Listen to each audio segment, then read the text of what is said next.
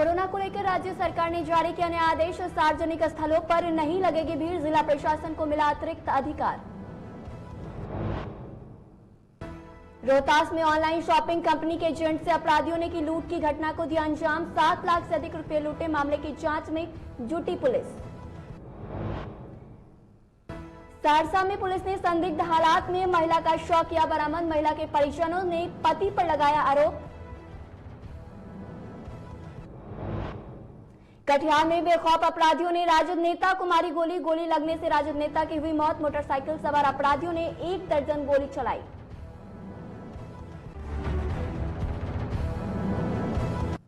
नमस्कार, मैं ऋषिका मिश्रा और आप देख रहे हैं DTV भारत। शुरुआत एक बड़ी खबर के साथ। कोरोना को लेकर राज्य सरकार ने जारी कर दिए हैं आदेश। और श्राद्ध क्रम में अब कोरोना को लेकर कोरोना के कारण 50%, जबकि शादी समारोह में अगर हम बात करें तो 250 लोग ही शामिल हो सकते हैं। सार्वजनिक स्थलों पर कोरोना की वजह से अब भीड़ नहीं लगेगी। सरकारी कार्यालय में बाहरी लोगों के प्रवेश पर भी जिला प्रशासन को रोक लगाने का आदेश दिया गया है। सरकारी कार्यालय की कार्यशैली निर्धारण करने का अधिकार होगा। सभी सरकारी और गैर सरकारी कार्यक्रम रद्द कर दिए जाएंगे।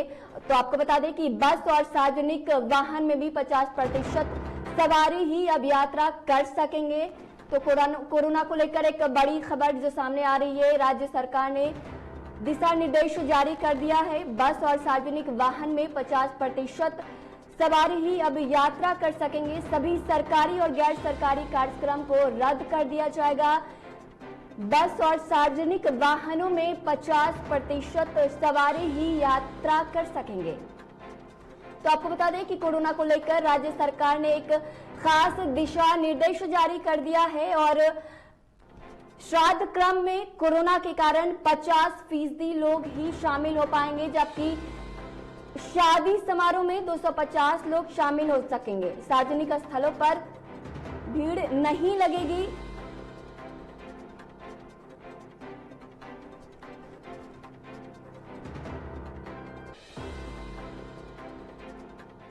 तो इस वक्त हमारे साथ फोन लाइन पर हमारी संवाददाता शर्मिला जुड़ी हुई है। शर्मिला, सरकार ने कोरोना को लेकर गाइडलाइन जारी करने का आदेश दिया है, क्या कुछ अपडेट है आपके पास? बिल्कुल शिकायत, जैसे आपको बता दूं कि सबसे अधिक अगर बात करें काफी लंबे समय के बाद कोरोना की जो मरीजों की संख्या है वो बिहार में एक बार फिर से मिली है। आज तक 36 कोरोना के नए मरीजों की पुष्टि हुई है, जो कि बहुत लंबे समय के बाद सर्वाधिक मरीजों की पुष्टि हुई है। और इसी के साथ मैं आपको बता दूं कि अब तक एक्टिव मरीज जो है वो बिहार में 2942 हो चुके हैं। शर्मिला लेकर जी बिल्कुल शर्मिला, हम ये भी जानना चाहेंगे, पिछले बार की तरह ही इस बार भी शादी समारोह और श्राद्ध क्रम को लेकर के गाइडलाइन जारी किया गया है। तो क्या लगता है कि पिछले बार से भी ज्यादा कोरोना को लेकर के भयावह स्थिति इस बार हमें देखने को मिलेगी? बिल्कुल, ये कहना तो ये देखना बात बाकी जिस तरह से स्वास्थ्य विभाग तैयार है और स्वास्थ्य विभाग भी सचेत दिख रही है। लेकिन यदि हम शादी और श्राद्ध की बात करें तो शादी और श्राद्ध जैसे पारिवारिक कार्यक्रम में भी सशर्त छूट दी गई है। जैसे कि इसमें भी आपको सीमित लोगों को शामिल करना है। यदि आप सीमित लोगों को शामिल नहीं करते हैं तो फिर आप पे कार्रवाई की जाएगी। और मुख्यमंत्री नीतीश कुमार ने भी आदेश दिए हैं कि कोरोना की अधिक से अधिक जांच हो। आपको बता दें ऋषिका कि मुख्यमंत्री कई दिनों से कोरोना को लेकर समीक्षा बैठक कर रहे हैं, जिला स्तरीय बैठक कर रहे हैं और तमाम जो जिले के DM है, अधिकारी है, उनको लगातार निर्देश दे रहे हैं। शर्मिला, तो क्या फिर से बिहार लॉकडाउन की ओर बढ़ने लगा है? बिल्कुल, जैसे कि कोरोना की संख्या की अगर हम बात करें तो कोरोना की संख्या फिर से बढ़ने लगी है बिहार में। और बिहार में कोरोना की संख्या को देखते हुए ही ये अंदाजा लगाया तो जा रहा है कि लॉकडाउन लग सकता है, क्योंकि जिस तरह से हालात बन गए हैं। पटना में 60 बच्चे पॉजिटिव हुए हैं और सभी स्कूल कॉलेज को 11 अप्रैल तक बंद कर दिया गया है। तो ऐसे में अगर देखा जाए तो क्राइसिस मैनेजमेंट ग्रुप ने एक बड़ा फैसला लिया है। लेकिन ये कहना अभी जल्दबाजी होगी कि पटना में बिहार में लॉकडाउन लगेगा कि नहीं, क्योंकि लगातार जो बिहार सरकार है के नेताओं की बात करें, स्वास्थ्य मंत्री मंगल पांडे भी कह रहे हैं कि बिहार में लॉकडाउन नहीं लगेगा। मुख्यमंत्री नीतीश कुमार कई बार कह चुके हैं कि बिहार में लॉकडाउन नहीं लगेगा।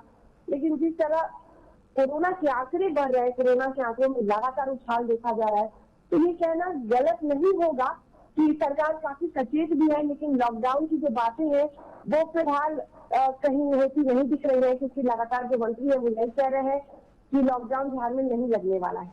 तो इस वक्त हमारे साथ फोन लाइन पर अधिक जानकारी के साथ हमारी सहयोगी शर्मिला जुड़ी हुई थी। शर्मिला, आपका बहुत बहुत धन्यवाद ये तमाम जानकारी देने के लिए। तो आपको बता दें कि सरकारी कार्यालय में अब बाहरी जिला प्रशासन को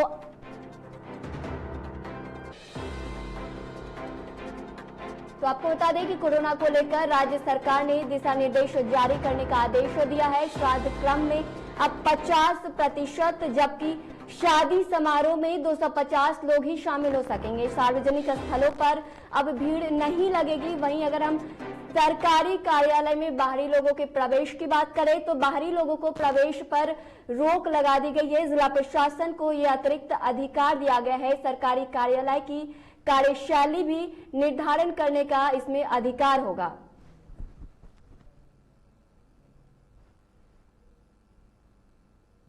दूसरी बड़ी खबर के साथ हम शुरुआत करते हैं। पंचायत चुनाव के लिए आज अहम दिन है। ईवीएम पर केंद्रीय और राज्य चुनाव आयोग बैठक करेंगे। पंचायत चुनावों को तारीखों का अब तक ऐलान नहीं हुआ है। ईवीएम को लेकर अभी भी पेच सूत्र फंसा हुआ है। आपको बता दें कि ईवीएम पर केंद्रीय और राज्य चुनाव का बैठक का आज अहम दिन है। ईवीएम पर केंद्रीय और राज्य चुनाव आयोग बैठक करेंगे। पंचायत चुनाव के लिए आज ये बहुत ही अहम दिन है।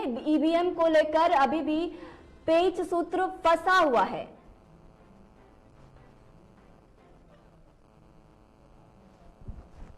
तो आपको बता दें कि पंचायत चुनाव के लिए आज अहम दिन है। ईवीएम का केंद्रीय और राज्य चुनाव आयोग इस पर बैठक करेंगे। पंचायत चुनाव की तारीखों का अब तक ऐलान नहीं हो सका है। और इस वक्त हमारे साथ फोन लाइन पर अविनाश पांडे जुड़े हुए। अविनाश, क्या कुछ अपडेट है पंचायत चुनाव को लेकर के? बिल्कुल, देखिए ऋषिका, जिस तरीके से अभी तक पंचायत चुनाव की तारीखों का ऐलान नहीं हो पाया है, जबकि राज्य चुनाव आयोग ने कई गाइडलाइन जारी कर दिया है। हालांकि आज एक अहम दिन है। राज्य चुनाव आयोग और केंद्रीय चुनाव आयोग की एक बैठक होने जा रही है और इस बैठक में कई जो पहलू हैं, कई ऐसे बिंदु हैं जिस पर चर्चा हो सकती है और उसके बाद कुछ बड़ा ऐलान भी हो सकता है। हालांकि देखिए, जिस तरीके से राज्य चुनाव आयोग और सरकार ने ये कोशिश की थी कि इस बार पंचायत चुनाव ईवीएम के जरिए हो और ईवीएम के जरिए चुनाव कराने को लेकर ही पेच जो है वो फंसा हुआ है। इसी को लेकर तारीखों का ऐलान नहीं हो पा रहा है। दरअसल आपको बता दें कि मामला हाईकोर्ट में भी चला गया है, क्योंकि सरकार ये चाहती है कि जो ईवीएम जो एक ईवीएम आता है उसमें 6 श्रेणियों में वोटिंग करने की सुविधा मौजूद रहती है और उसी से राज्य चुनाव आयोग या यूं कह लें कि सरकार जो चाहती है वो चाहती है कि इसी ईवीएम के जरिए चुनाव हो, जिसका नाम आपको बता दें कि M3 ईवीएम है।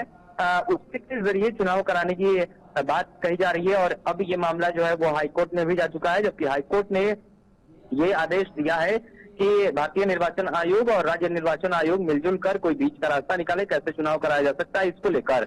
अब आज जो बैठक होने जा रही है, इस बैठक में जो है वो अब आगे की क्या कुछ रणनीति हो सकती है चुनाव आयोग की, कैसे चुनाव कराए जा सकते हैं, कैसे ईवीएम के जरिए चुनाव कराए जा सकते हैं, इस पर भी विचार हो सकता है। क्योंकि ईवीएम को लेकर जिस कंपनी से ईवीएम लेना है उससे भी राज्य सरकार ने बातचीत कर ली है। देखिए, सीधे तौर पर पंचायती राज्य मंत्री सम्राट चौधरी जो है उन्होंने सरकार का पक्ष सीधे तरीके से क्लियर कर दिया है कि राज्य चुनाव आयोग जो कह रही है, जिस तरीके से बातें कह रही है ईवीएम के जरिए चुनाव होगा, अब इससे पीछे नहीं हटा जा सकता है, अब इससे काम करना होगा और इससे चुनाव कराना चाहिए।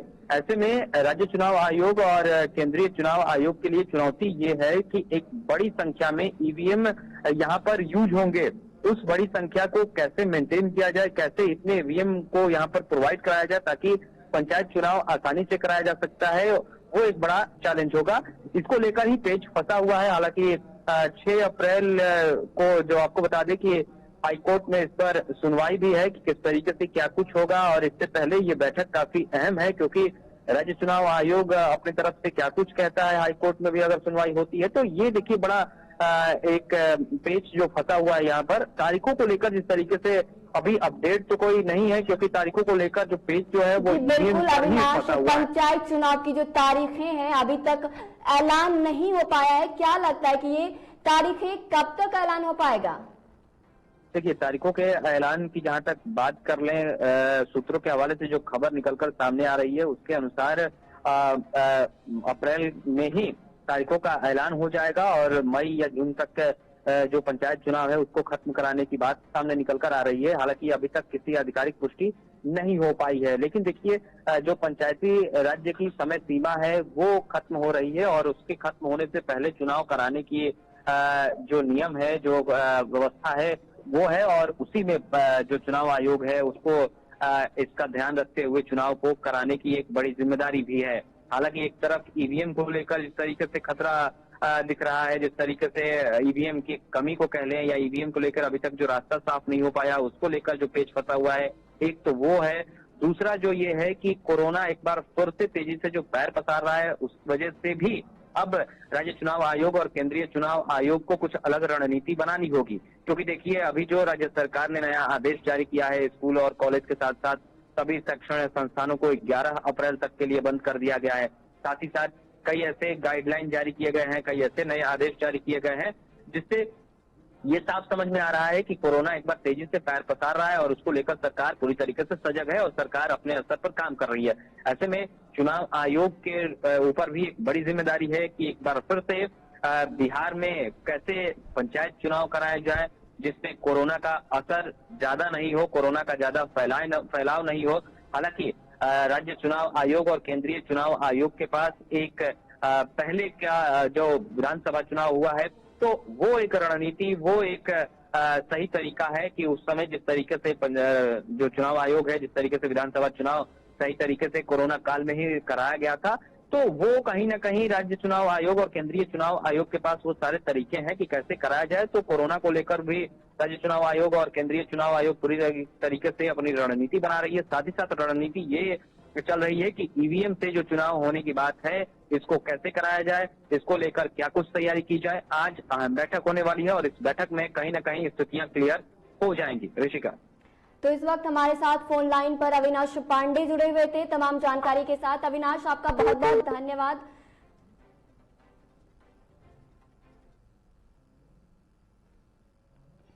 तो आपको बता दें कि ईवीएम पर केंद्रीय और राज्य चुनाव आयोग आज पंचायत चुनाव को लेकर बैठक करेंगे। पंचायत चुनावों की तारीख अब तक ऐलान नहीं हुआ है। तो आपको बता दें कि पंचायत चुनाव की तारीखों का अब तक ऐलान नहीं हुआ है।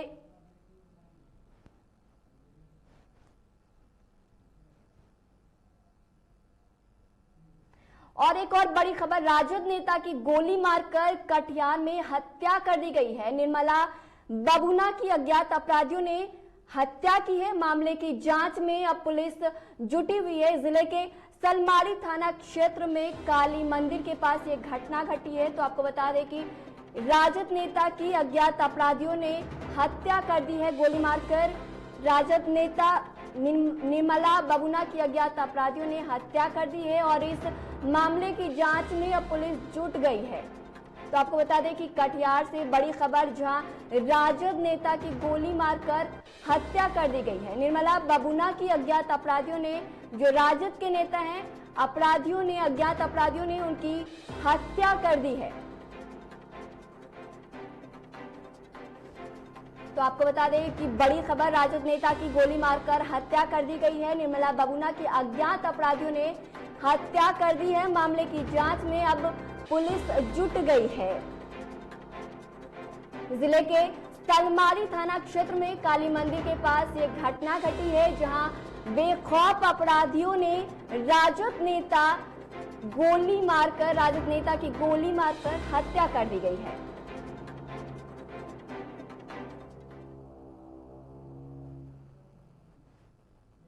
और इस वक्त हमारे साथ फोन लाइन पर अविनाश पांडे जुड़ गए हैं। अविनाश, राजद नेता की हत्या कर दी गई है, क्या कुछ अपडेट है आपके पास? जी रिश्ता में आपको बता दूं, बिहार में अपराधियों ने एक बार फिर हत्या की बड़ी अंजाम दिया है। मामला कटिहार से फिलहाल है, जहां राजद नेता की कल रात गोली मारकर हत्या कर दी है। हत्या के ये वारदात शालीमार थाना क्षेत्र के काली मंदिर के पास, उनके घर के पास ही घटी है, जहां मोटरसाइकिल सवार अज्ञात अपराधियों ने उन्हें गोली मार दी, जहां उनकी घटना स्थल पर ही मौत हो गई। वहीं आज देखा जाए तो राजनीतिक सर्कलों में भी इस बात की चर्चाएं हो रही हैं। नेता प्रतिपक्ष तेजस्वी यादव ने निजी तौर पर ये जानते हुए घटना के बाद सत्ता और विपक्ष में इसको लेकर घमासान शुरू हो गई है, क्योंकि कांग्रेस नेता सुनील यादव इस मामले को पर सरकार पर हमला कर रहे हैं। वहीं बाबरी विधायक विजय सिन्हा ने जल्द ही प्रशासन से आरोपी को गिरफ्तार करने की मांग की है। जी अविनाश, सीएम एक तरफ कहते नजर आते हैं कि हम लोग सुशासन राज्य में रहते हैं, तो क्या इस तरह की घटना को हम सुशासन राज्य में के साथ जोड़ सकते हैं? जी, इसको देखा जाए तो कहीं ना कहीं प्रशासन की इसको चूक मानी जाती है, जहां बेखौफ अपराधी दिन प्रतिदिन इस घटना को अंजाम देते जा रहे हैं। कहीं व्यवसायी की हत्या कर दी जा रही है, तो कहीं नेता की हत्या कर दी जा रही है, लूट खसुट की घटना को अंजाम दी रही है। इस तरह से देखा जाए तो अपराधियों का मनोबल जरूर बढ़ता ही दिख रहा है, जहां पुलिस इस मामले में कुछ कह नहीं पा रही और वो मुख्य दर्शक बनकर दिन प्रतिदिन देखती ही जा रही है। जी अविनाश, पुलिस प्रशासन ने इस घटना के बाद क्या कुछ कहते हुए उन लोगों का क्या प्रतिक्रिया है? मामले की जांच में जुट गई है पुलिस? फिलहाल आरक्षी अधीक्षक खुद अपनी देखरेख में इस मामले को लेते हुए छापेमारी जगह जगह शुरू कर दिए हैं। वहीं वो कटिहार की निकटवर्ती इलाका जो है उसको सील कर दिया गया है। जी, तो इस वक्त हमारे साथ फोन लाइन पर हमारे सहयोगी अविनाश जुड़े हुए थे। अविनाश, तमाम जानकारी के लिए आपका धन्यवाद। तो आपको एक बार फिर से बता दें कि कटिहार में बेखौफ अपराधियों ने राजद नेता निर्मल बबुना की गोली मारकर हत्या कर दी है। निर्मल बबुना की अज्ञात अपराधियों ने हत्या कर दी है। आपको बता दें कि राजद के नेता को मोटरसाइकिल सवार अपराधियों ने लगभग 1 दर्जन गोली उनके ऊपर चलाई। फिलहाल पुलिस मामले की जांच में जुट गई है।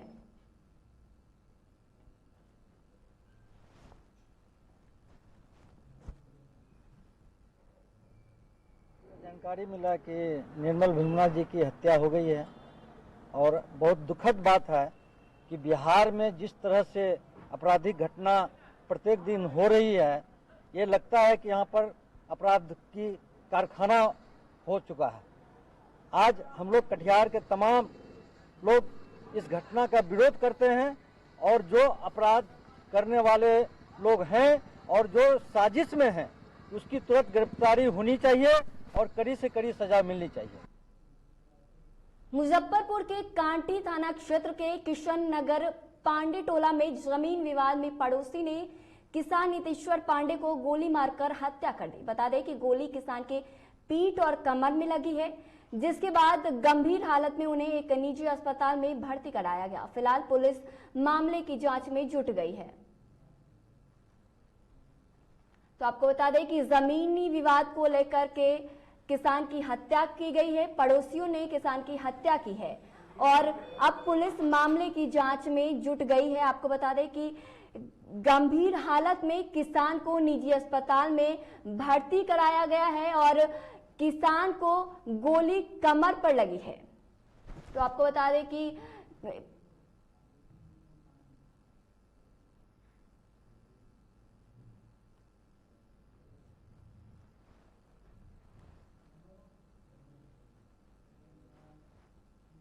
पटना में कई जाप कार्यकर्ता राजद में शामिल हो गए। राजद के प्रदेश कार्यालय में प्रदेश अध्यक्ष जगदानंद सिंह के नेतृत्व में जाप के 35 कार्यकर्ताओं ने राजद की सदस्यता ग्रहण की। इस दौरान श्याम रजक, उदय नारायण चौधरी के साथ साथ कई अन्य नेता भी मौजूद रहे।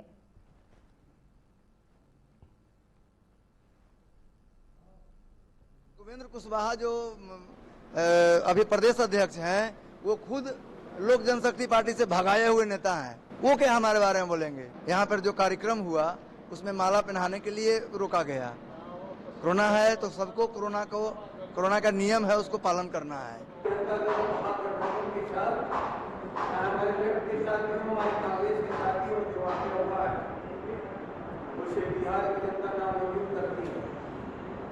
और समूह पर ऐसे संघर्ष की जनता दबाव है।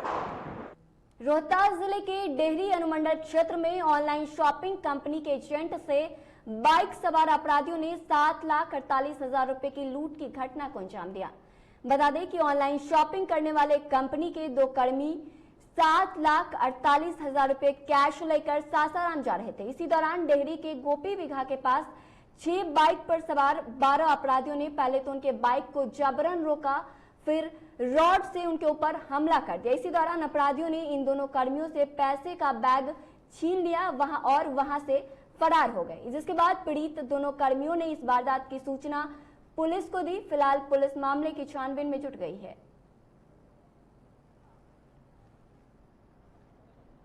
कौन है आप? तब तक मैं बोले कि कौन है भाई बताओ। तो पीछे आया और हमारे सर थे सीनियर, वो भी साथ में थे। आज वो उन पे गया, उनसे हाथापाई किया, उनको रड मार भी दिया और फिर उससे वो भी उलझ गया। फिर हम जाकर उनसे फिर मिले, जाकर उनको पकड़ने के लिए किए लड़के को, तो छुड़ाकर भागने लगा। भागा तो फिर रड चलाया, तो हम हट गए, रड से बच गए। और उसके बाद हमने ईंटा चलाया, हमें कुछ मिला नहीं तो हमने ईंटा चलाया। फिर उसके बाद उसने बाइक पे पकड़ा। वो 6 बाइक थे, 2 बाइक सासाराम तरफ गए और 4 बाइक डेहरी की तरफ गए। उसके बाद वो पकड़ा नहीं पाया। कितने की लूट हुई आप लोग से? हम लोग की थी लूट सर 7,48,486 की। हम लोग सारे चीज़ को देख रहे हैं, बताइए कि क्या बात है और कितनी सच्चाई है, और हम लोग हर पॉइंट पर अनुसंधान कर रहे हैं। सर किनसे लूट हुई है और क्या करते थे? कहाँ? अमेजन कंपनी का सब ब्रांच डेहरी के न्यू एरिया में है, और उन्हीं के स्टाफ जो है पैसा 7 लाख बता रहे हैं लेके जा रहे थे सासाराम की तरफ। तो सासाराम और डेहरी के बीच में उनके साथ ये घटना हुई। सहरसा जिले के गुरगामा गांव में पुलिस ने संदिग्ध हालात में महिला का शव बरामद किया। बता दें कि मृतका महिला की शादी 5 साल पहले ही हुई थी, लेकिन पति पत्नी के बीच अनबन था, जिसकी जानकारी ससुराल वालों ने मृतका के परिजनों को दी थी। लेकिन मृतका के परिजनों का ये आरोप है कि पति ने ही फांसी लगाकर पत्नी की हत्या की है। फिलहाल पुलिस ने शव को कब्जे में ले लिया है और पोस्टमार्टम के लिए भेज दिया है और आगे की कार्रवाई में जुट गई है।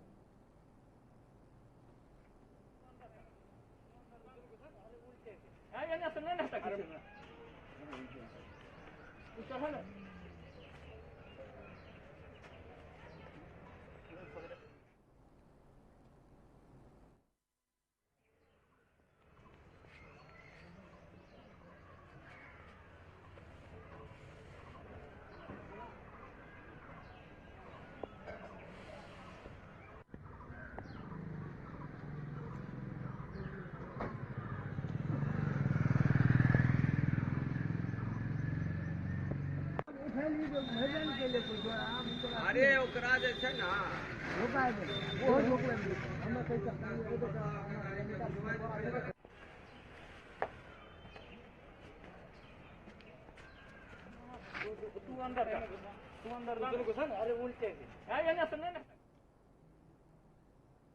जहानाबाद में सांसद चंद्रेश्वर चंद्रवंशी ने जनता दरबार लगाया। इस दौरान सांसद ने लोगों की समस्याएं सुनी, वहीं उन्होंने लोगों को हर संभव मदद करने का भरोसा भी दिलाया। सांसद चंद्रेश्वर चंद्रवंशी ने कहा कि कोरोना संक्रमण फिर से बढ़ने लगा है, इसलिए सभी को अपना ख्याल रखना चाहिए। सांसद चंद्रेश्वर चंद्रवंशी ने लोगों से कोरोना गाइडलाइन का पालन करने की सख्ती से अपील भी की है। संसदीय क्षेत्र होने के नाते तो मेरा कर्तव्य है कि यहाँ आ करके जनता से मिले और जनता से मिल करके जनता का समस्या सुने, जो समस्या है उसका निपटारा के लिए जो कार्य है उसको करें, वही काम कर रहे हैं। टीबी बीमारी को लेकर जन जागरण अभियान के तहत बक्सर पहुंचे केंद्रीय स्वास्थ्य राज्य मंत्री अश्विनी कुमार ने टीबी जांच के लिए चलंत वाहन को हरी झंडी दिखाकर जन जागरण अभियान की शुरुआत की, जिसका उद्देश्य टीबी के प्रति लोगों को जागरूक करना है और उनकी जांच करने हेतु चलंत वाहन का शुभारंभ करना था। आपको बता दें कि चलंत वाहन जिले के हर गांव में भ्रमण करेगा और टीबी के संक्रमण से बचाव और टीबी मरीजों की जांच करेगा। कोरोना के कालखंड में 8 महीने के अंदर ही, और आपने देखा कि उस कालखंड में भी लॉकडाउन में अपने देश के लिए भी और लगभग 70 से भी ज्यादा देशों के लिए लोगों ने हाइड्रोक्सी क्लोरोक्विन टेबलेट करोड़ों की संख्या में 176 देशों को भेजने का काम किया। कोरोना मुक्त भारत बनेगा, पूरा विश्व कोरोना मुक्त होगा। ढेर सारी इस बुलेटिन में फिलहाल इतना ही। बने रहिए DTV के साथ। नमस्कार।